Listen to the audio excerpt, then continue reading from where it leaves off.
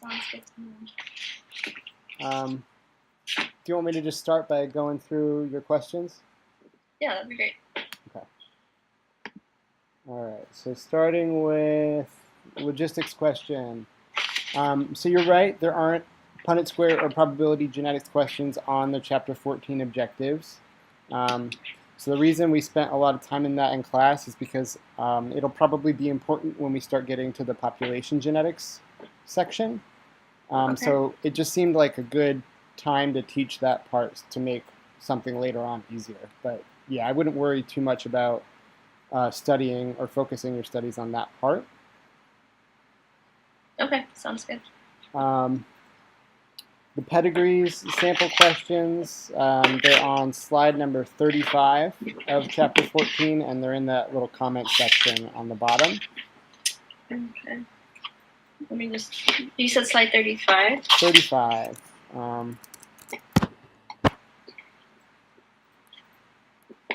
If memory serves. Yeah, it's the one with the attached versus free earlobes. Okay.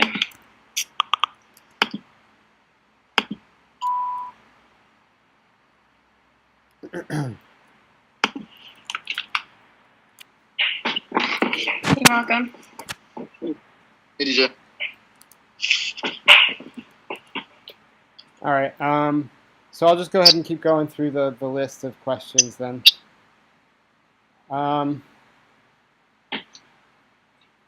Did you find the pedigree link, DJ? Well, I can't log on to the PCC website, so I can't download the lecture notes quite yet. Oh, man. Womp womp. Okay.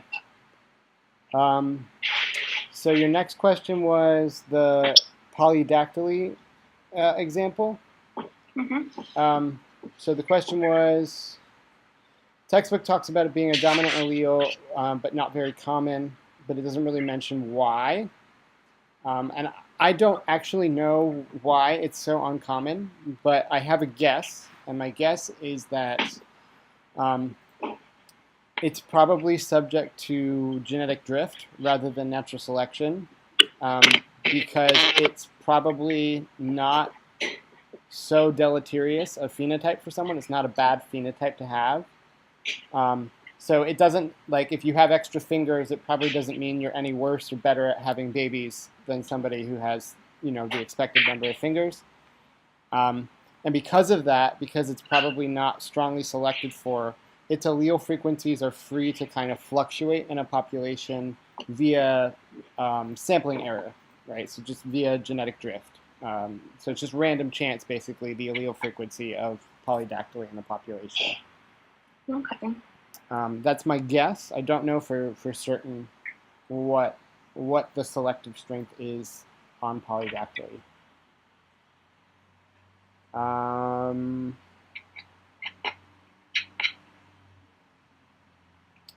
Okay, chapter 15, you asked, how are genetic maps constructed for genes that are far apart on a chromosome? And I'm guessing you mean genes that are further than 50 centimorgans? Yes. And the answer is that they usually do this by finding a gene somewhere in the middle. So let's say gene A is at 0 centimorgans on a chromosome, and gene C is 51 centimorgans away. So if you just had those two genes, you wouldn't be able to tell whether those genes were on the same chromosome or not, unless there were another gene in the middle between them, right? So let's call that gene B. So the recombination distance between gene A and gene B would be less than 50. So you would be able to tell that they were on the same part of a chromosome. Oh, okay. And the recombination distance between B and C would be less than 50. So you'd be able to decide that they were on the same chromosome. If you knew that A was on the same chromosome as B and C was on the same chromosome as B, you know that A and C are on the same chromosome. Okay. Does that make sense? Yeah. And why is it the max value at only 50? So 50 centimorgans basically means that it's pretty much a guarantee that there's going to be a recombination event between those two genes during meiosis. So remember, if we've got two pairs of sister chromatids lining up during prophase 1 of meiosis, and there's a crossover event, you're going to have two recombinant chromatids and two non-recombinant chromatids, and they're going to assort randomly into one of the 4 gamete daughter cells eventually. Mm-hmm. So it would be whether two like recombinant types or two parental types for neighboring genes end up in the same gamete is essentially random chance at that point. So it's no different from as if they were on different chromosomes. I don't think I'm explaining that super well, but it's just there's a guaranteed recombination event between them. And if you kind of walk yourself through the logic after that, hopefully it'll make sense. Okay. And then when it says like percent versus centimorgans, is it the same? Like I know it's different units, but like so when they did the experiment with the yellow round seeds with the wrinkled seeds, and then they had 2 parental varieties and then 2 recombinants. And then they found that the recombinants, there's only 17% of it. Yeah, that would be the same as 17 centimorgans. Okay. Good question. So your next question was what happens when there are multiple crossovers between loci? Let me see if I can find that PowerPoint. It's chapter 15.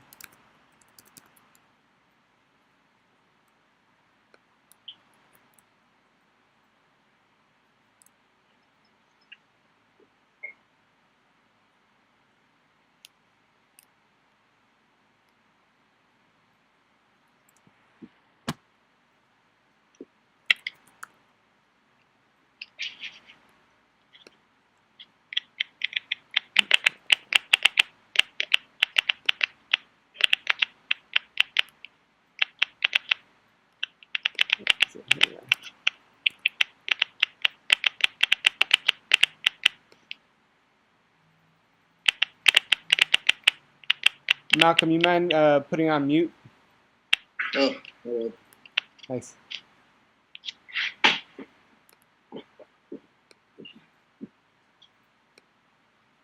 Okay. Can y'all see that PowerPoint? Yes. Okay. So here we have 3 genes, and the recombination frequency between the, I guess it's the black bunny and the cinnabar genes is 9%, and the recombination frequency between the cinnabar gene and the vestigial wing gene is 9.5%. So presumably, you would think that the recombination frequency between this black body gene and the vestigial wing gene would be 18.5%. But if you actually measure it in a lab, it's closer to 17%. So the reason it's closer to 17% is essentially because if there's a double crossover event, so if there's a crossover event and then another crossover event between this region, between B and VG, it's going to make offspring, or I guess, yeah, offspring look like they're non-recombinant when in fact they were, right? When in fact they were double recombinants. So it basically underestimates the frequency of recombinants, if that makes sense. Yes, that does. Thank you.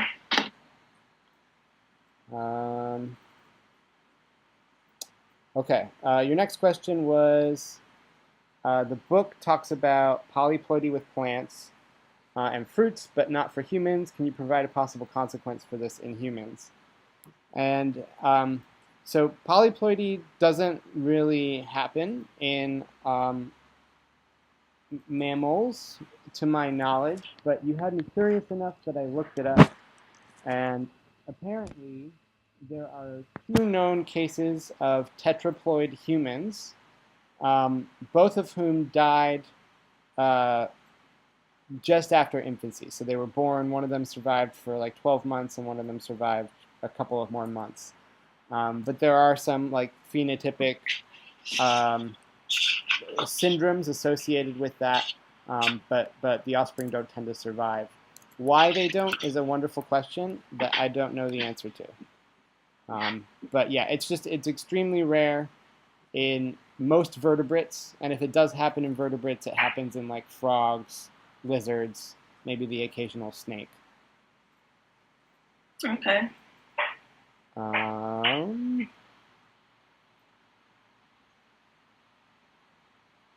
But yeah, I had no idea that there were tetraploid humans. I mean, I guess they don't last very long, but I didn't even know that that was a thing. Okay, genomic imprinting. Let's review that one.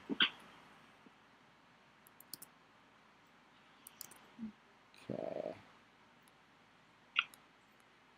Where is that?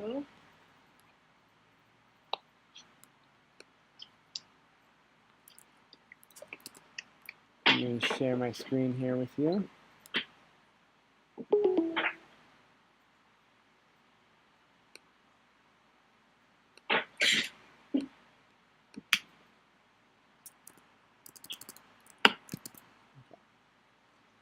All right. So let's say we have a gene, IGF2, and we know IGF2 encourages prenatal growth. So it encourages growth in utero, which is good for the baby, good for the male parent, but not necessarily in the interest of the mother, who's planning on also having other pups. And not necessarily with that male, right? So if you have a gene like that contributes to growth in utero in a mammal, the prediction is those kinds of genes are going to be the ones that are imprinted. And what we mean by imprinted is the expression pattern of that gene depends on whether you got that copy of the allele from your mom or from your dad. Okay, so let's say we've got this baby growing inside of its mother's womb, and it's a diploid, right? It has a mom and a dad, so it has a copy of IGF2 from mom and a copy from dad. The one from dad is going to be upregulated. It's going to be fully expressed. Make as much IGF2 as you possibly can to help my baby grow to be the biggest baby it can be. The IGF2 gene from mom is going to be downregulated. It's going to essentially be silenced or turned off because it's not in the mom's interest to pump all of her nutrients into that one baby. So the reason that they know that these kinds of genes, the expression pattern depends on whether it came from the mom or the dad, is because if you find a mutant IGF2 allele, right, so it's a non-functional copy, if you get a mutant copy of that inherited from the father, you get a dwarf mouse, right? So you basically have now 2 silenced copies of IGF, so you get a baby, like a really small mouse. So it's weird that like it would depend on whether this allele, this mutant allele, came from mom and dad or came from dad, but clearly that's the case in this example, right? We're seeing an example where only if it's inherited from the father does this mutant allele have a phenotype in the baby. So it's confusing. Like, I fully acknowledge that that might have been hard to follow, but does it make more sense than last time? Yes. Okay.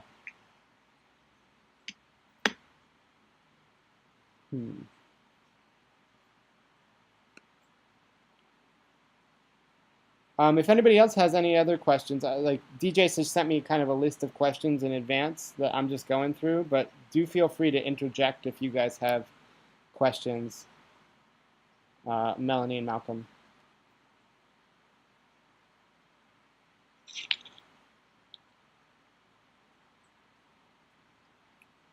All right. Chapter 16. DJ is asking, when it comes to DNA discovery, is it enough to say that Avery, McCarty, and McLeod identified the transformation of heritable traits from Griffith's experiments as DNA being that substance? And the book only gave a couple of lines about it. Yeah, that's totally fine. So the only thing that the Avery, McCarty, McLeod experiment did is they repeated Griffith's experiment, but only with DNA. So not with the entire heat-killed bacterium, but just the DNA of that virulent strain among living R strains. So that was just like the nail in the coffin for like, okay, DNA is definitely the heritable principle here, the molecule that transmits information. Yeah, so that makes sense. Yeah, they just repeated that experiment, but just with DNA. Okay, the measles and stall experiment. Let's take a look at that one.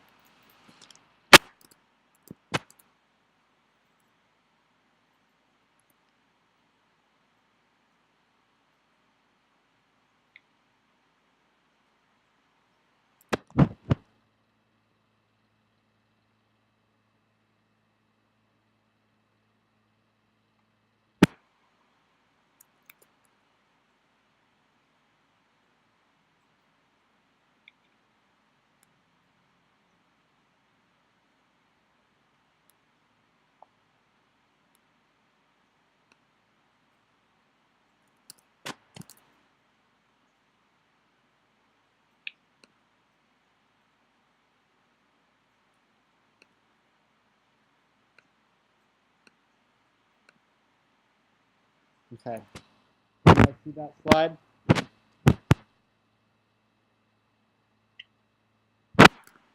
Yes, we can see it. Awesome. Okay. So Watson and Crick published that paper, and at the very end of their paper, they're like, okay, the fact that there are these two complementary strands of DNA that are across from one another in this anti-parallel fashion suggests a mode of replication, right? So it suggests if there's complementarity here, right? If there's redundant information, that's an easy way to make new copies of DNA. So maybe that's how it's replicating, right? So the fact that DNA is a double helix already kind of lends itself to this hypothesis, or the fact that it's a double helix with complementary base pairing lends itself to the hypothesis of the semi-conservative model, right? So each single strand serves as a template for newly synthesized complementary strands, okay? So everybody's like secret favorite hypothesis is the semi-conservative model, right? So the semi-conservative model says you start out with two parental strands, or two, I guess, template strands of DNA, and each of those two strands serves as a template for a newly synthesized strand. Okay, so every round of DNA replication, each single strand serves as a template for new DNA. According to the conservative model, right, looking at A up top, no one really knows how, but they're saying, okay, if you have a double-stranded DNA molecule, that entire molecule serves as a template for a new double-stranded molecule. Okay, so it's not like each single strand is being separated and serving as a template. The whole molecule, the double-stranded molecule, is serving as a template for a new double-stranded molecule. Does that distinction between conservative and semi-conservative make sense? Yes, it does. Okay. And then the dispersive model says, like, again, we don't know how it happens, but another way that DNA could replicate is you could get like little parts of the old parental template strand, and then other little parts of newly synthesized strand. Again, there's no like clear mechanism proposed for how this could happen, but it's certainly possible that DNA could have gotten replicated that way. So if these are the three hypotheses, Measles and Install just designed an experiment to distinguish between those three hypotheses.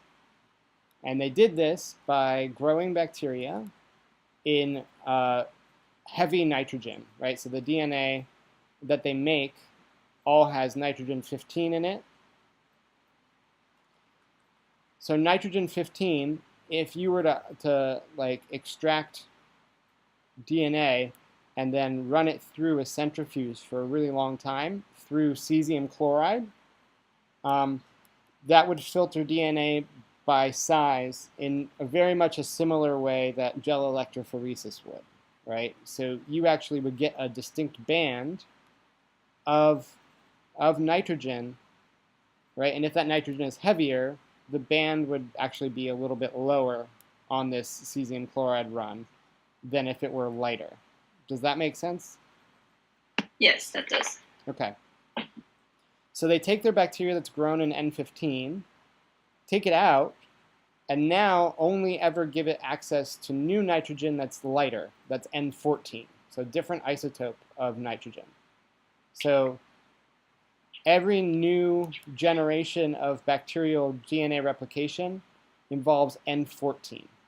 Okay, so you're only ever adding more N14 to future generations of bacteria. So if the conservative model is true, after the first bout of DNA replication, you should see two bands in the cesium chloride run. One that's all heavy DNA, right? So double-strand heavy, heavy, and one that's all light. So double-stranded light, light. Okay. If the semi-conservative model is true, you should only see one band, because every DNA molecule after that first round of replication has one heavy strand and one light strand. So everything's going to look halfway between really heavy and really light. With me so far? Yes, I'm following. Okay. If the dispersive model is true, you should see the same thing. Every single daughter molecule should be a mix of heavy and light. Okay. So after the first round of replication, they can already reject the conservative model hypothesis because they only saw one band in the actual result. Okay, so that one band after the first round of replication is consistent with the semi-conservative model. It's consistent with the dispersive model, but it falsifies the conservative model. So they have to do another round of DNA replication to be able to distinguish between semi-conservative and dispersive. So they do another round of DNA replication, again, only with N14, and they saw a band in the middle, and then another band that was all light N14 double-stranded DNA.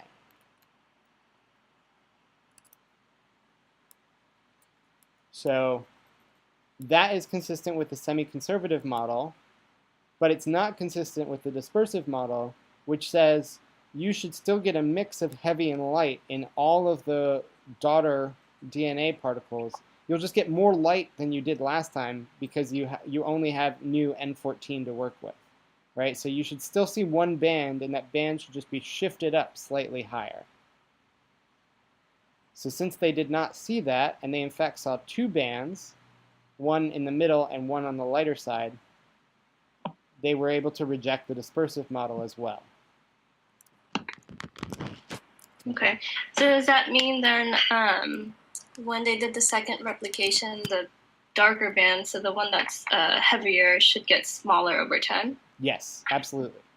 Okay, yep. That makes sense. So if you keep doing more rounds of replication, it's exactly what you said. You would still see that middle band. It would just get more and more faded, and the light band would just get like darker and darker and darker because more DNA is represented in that band. Okay, yeah, that makes sense. Good question. Okay, so your next question was about identifying leading versus lagging strand on Socrative, and I posted all the Socrative questions from the chapters today on D2L. So once you guys get access to D2L, they should be up there. Definitely let me know if you still can't find them. Your next question was, is telomerase only in germ cells, and their job is to lengthen telomeres? So I believe there are some other cell lineages that have telomerase activity. But yeah, it's germ cells and maybe a couple of stem cell lineages, and that's it. And you're exactly right. Their job is just to add more repeats onto the ends of the telomeres. So you're exactly right, to lengthen telomeres. Want me to keep going? Yes. Okay. All right. Chapter 17. Okay. First question was, can you briefly go over the differences with DNA and RNA, in particular RNA from mRNA, rRNA, and tRNA? Okay. So big differences between DNA and RNA. DNA is almost always found in a double-stranded state. Right? So DNA is almost always double-stranded. RNA is almost always single-stranded. We'll see some exceptions to that in a second. Also remember that RNA doesn't have T's. It's got uracil instead of thymine. So that's another thing. Just fun fact, DNA is much more stable than RNA. So if you're ever in a lab where you have to extract DNA, you can usually store that DNA either at 4 degrees or at -80 indefinitely, right? And that's the reason that they've been able to sequence the Neanderthal genome and stuff like that, is because DNA is stable enough to stay around for a long time, right? So DNA's got a half-life of a couple million years, so probably not a good chance that we're going to have access to a lot of dinosaur DNA. But like woolly mammoth DNA, we've got that. RNA, if you extract that in a lab and you look at it wrong, it's gone. So it's much less stable. It's a lot more finicky. It's tougher to work with. And there's a lot of nucleases out there that have RNase activity, so they just digest or break down RNA really quickly. So RNA, not very stable. DNA, very stable. Okay, messenger RNA versus ribosomal RNA versus transfer RNA. Okay, messenger RNA, you're probably familiar with, right? This is the transcript. This is the product of transcription. So you go from DNA, there's an RNA polymerase that comes in, and you get messenger RNA. In eukaryotes, that messenger RNA gets modified. How?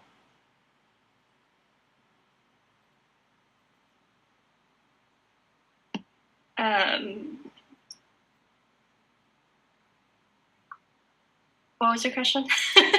How does messenger RNA get modified in eukaryotes? Is it where at one end, so they would still be considered like the pre-mRNA,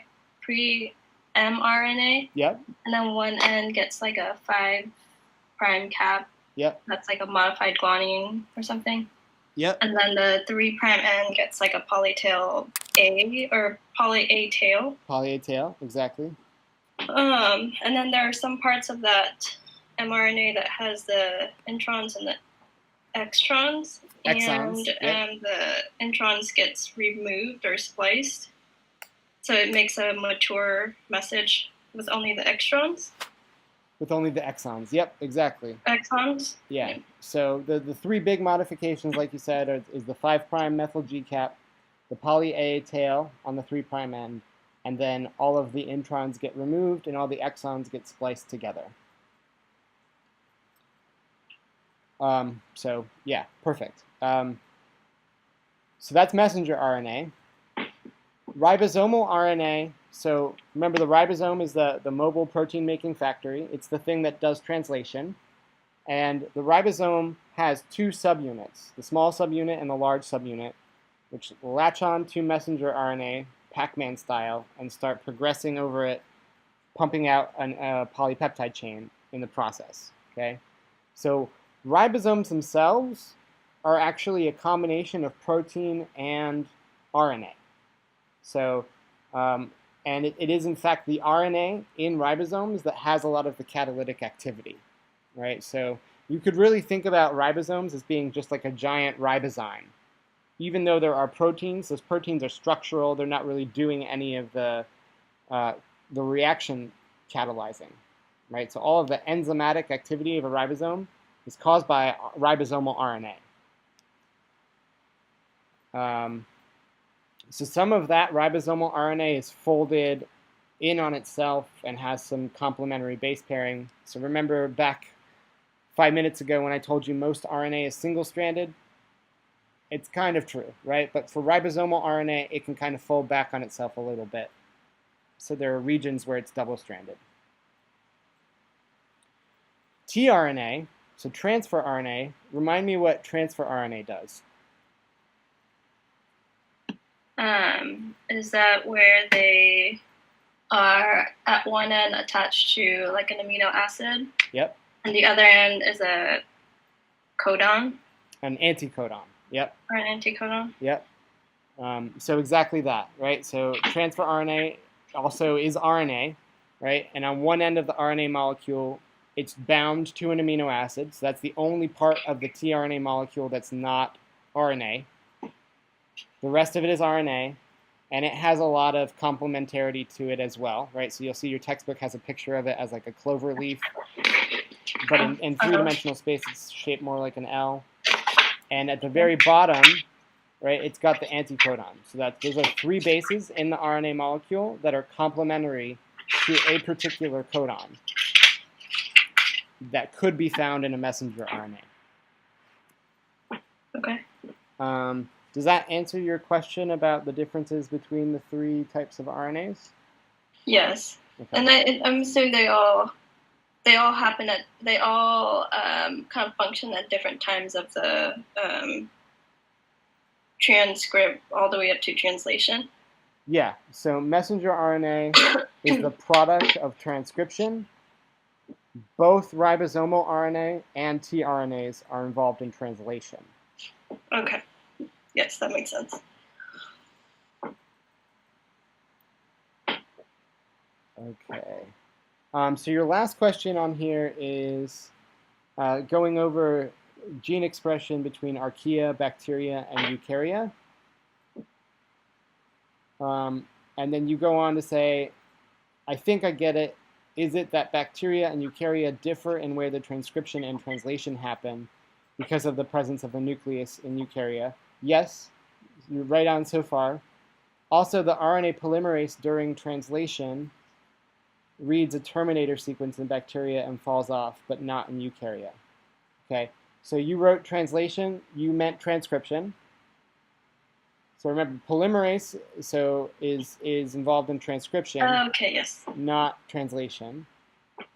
So the terminator sequence is only found in bacteria, and you're exactly right. So as the RNA polymerase is making its messenger RNA, it knows to stop once it hits the terminator sequence. In eukaryotes, there is no terminator sequence. There's a polyadenylation signal, which occurs slightly upstream of where RNA polymerase usually falls off. Okay. But yeah, I won't ask you much more detail beyond what you wrote. Just make sure that you don't mix up transcription and translation. I wish that they had started with at least different letters. That was like somebody trolling all future biology students when they were coming up with those terms. Yeah.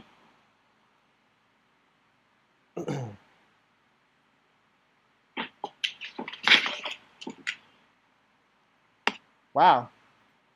That went 44 minutes just went by. That was pretty fast. Anything else? And you too, Malcolm, if you have any questions, let me know.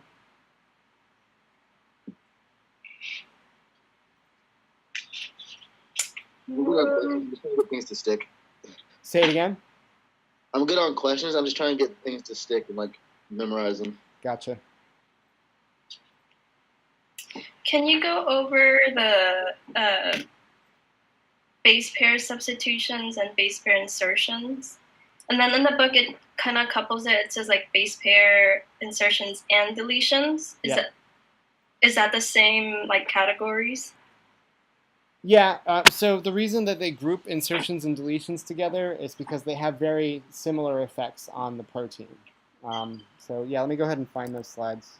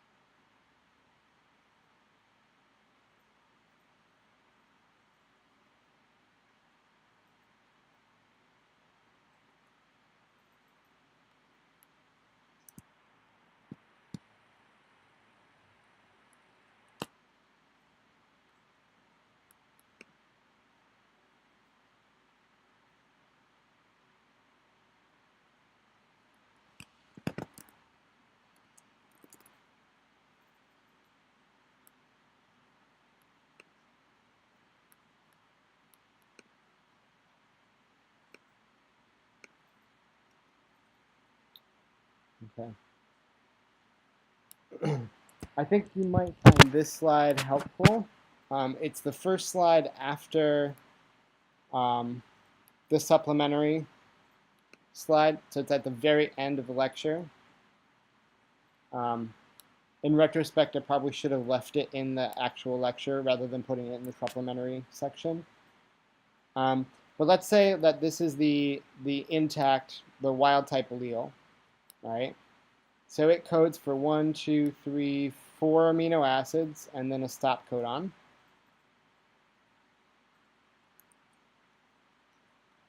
If you have a nucleotide substitution, that could change,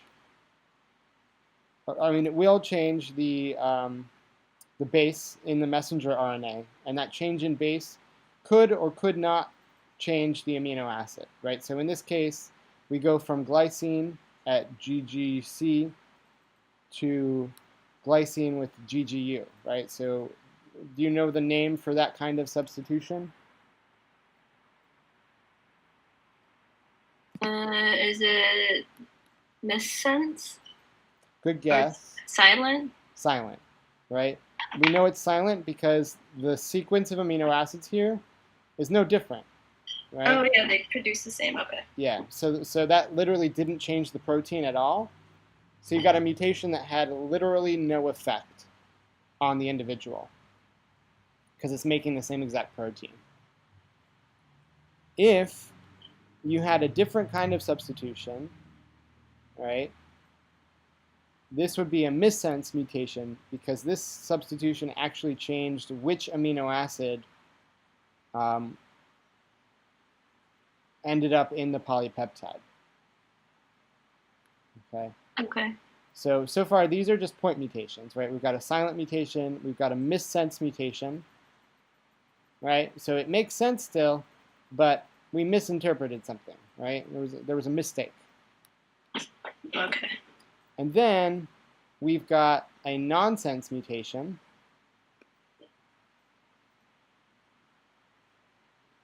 And this is when there's a premature stop codon, right? So if you have a mutation that actually produces a stop codon in the messenger RNA very early on, right? So in this case, we've gone from a polypeptide that should be 1, 2, 3, 4 amino acids long And now it's a start codon and then a stop codon. Right? So we've only got one amino acid in our final polypeptide product. Chances are really good that this is going to be a non-functional protein now. Does that make sense?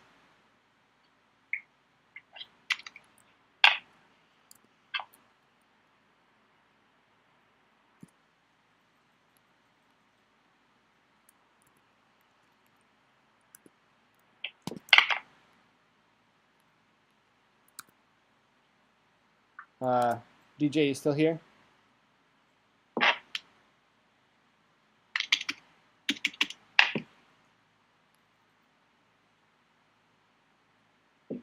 Hello. Oh, there you are. Can you hear me? Hello.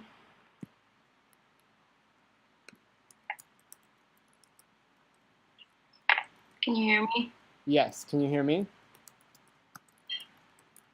I can't hear anything. That's not good. Hang on 1 second. Malcolm, can you hear me? Malcolm, can you hear? I hear both of you, yeah. Okay.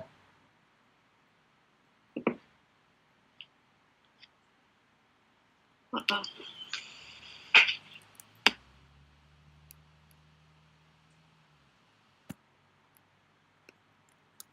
I think I can hear now. Hello? Can you hear me? Yes, I can hear you. Here. Okay. So, how much of the nonsense mutation did you catch? The beginning. Okay. So yeah, where it codes for a stop codon right. Prematurely. Exactly, right? So Okay. a nonsense mutation is synonymous with premature stop codon. Those mean the same thing. Okay. So we can see that with a nonsense mutation, we end up with a polypeptide that is much shorter than it should be, right? We only have one amino acid here rather than the 4 that we typically expect to see with this gene. Does that make sense? Yes, that does. Okay, so these are all point mutations. These are all mutations that happen at one site. They don't change the length of the DNA molecule. They don't change the number of base pairs.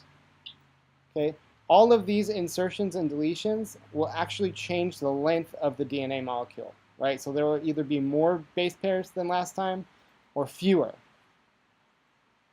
Okay, so that's the big difference between indels, insertions or deletions, and substitutions. Okay. So if you and have, they're usually associated with like the frame shift or yes. frame shifts when it's a insertion or deletion. Yes. So anytime you have an insertion or a deletion that inserts or deletes bases that occur that in non-multiples of 3, you're going to get frame shift.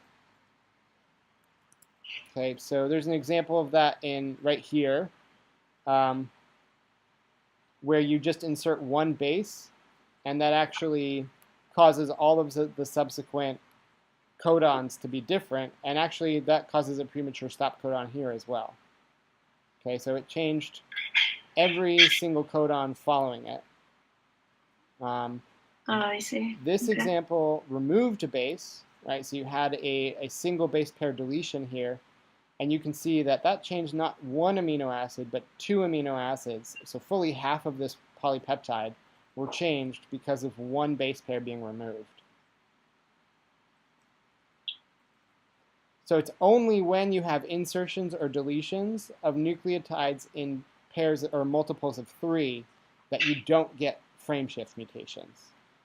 So that bottom example is an example of a deletion where 3 base pairs were kind of popped out, and you get methionine, phenylalanine, and glycine, so you're just missing the lysine from before. But you don't like ruin all of the amino acids downstream, if that makes sense. Mm-hmm. Okay. So does that difference all make more sense now? Yes. Okay. Yeah, that's why it's really helpful. Okay. But we'd have to know what, like, so for example, in the nucleotide pair substitution example A, we'd have to know that, like, we want a G instead of an A. so that we could, like, we would know that it's either like a silent or a missense or a nonsense. Right. Exactly. Okay. Yeah, I would give you the original sequence, and then I would give you what the new mutant sequence was.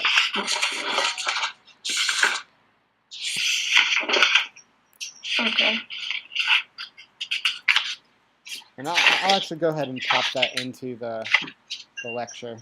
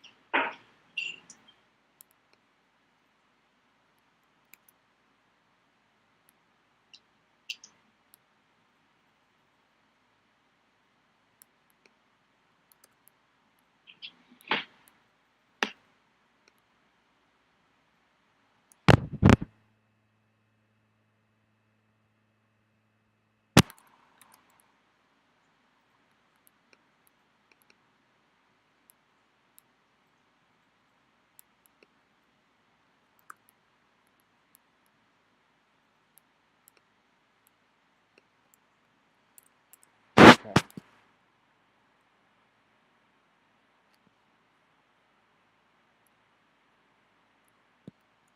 So that should be syncing up.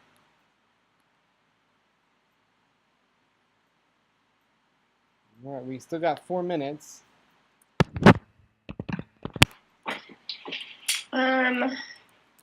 This is also in chapter 17 when they're doing the early techniques for like identifying the amino acids, and they're like putting all of like the poly A's in the test tube. It gave the example. Hello? Yeah. Oh, okay. I thought I was on mute again. So they gave the example for when they put in the poly A, it made I don't know what PHE codes for, but PHE, and then it says that they like followed it up with UUU, A, or GGG, CCC. Would you want us to know what those ones will make when they were doing that testing? No, not at all. So on the test, I'll be providing you with the little codon code table. So you'll know what every single codon, what amino acid it makes. Okay, kind of like the exercise we did in class. I Yep. think it was Slack or. Yep. Okay.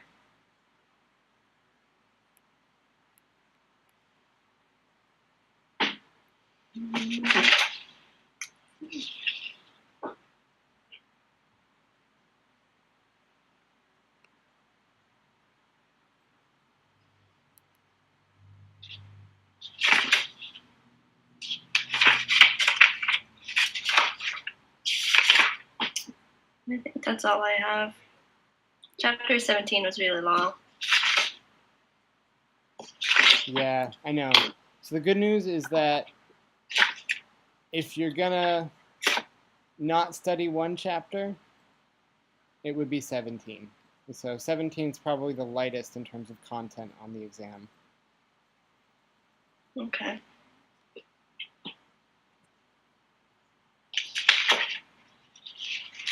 But you'll probably put some questions in there from even from the lecture that wasn't in class. Yeah.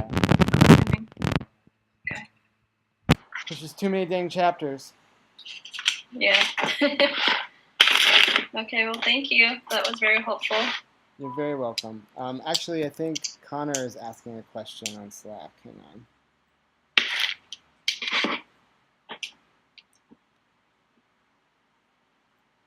Okay, so he's asking about the centimorgan question, which I think we kind of already answered earlier. So I'll let him watch the video, and if he's still not satisfied, then Connor, you can definitely send me an email or get in touch with me, and I'll try to help.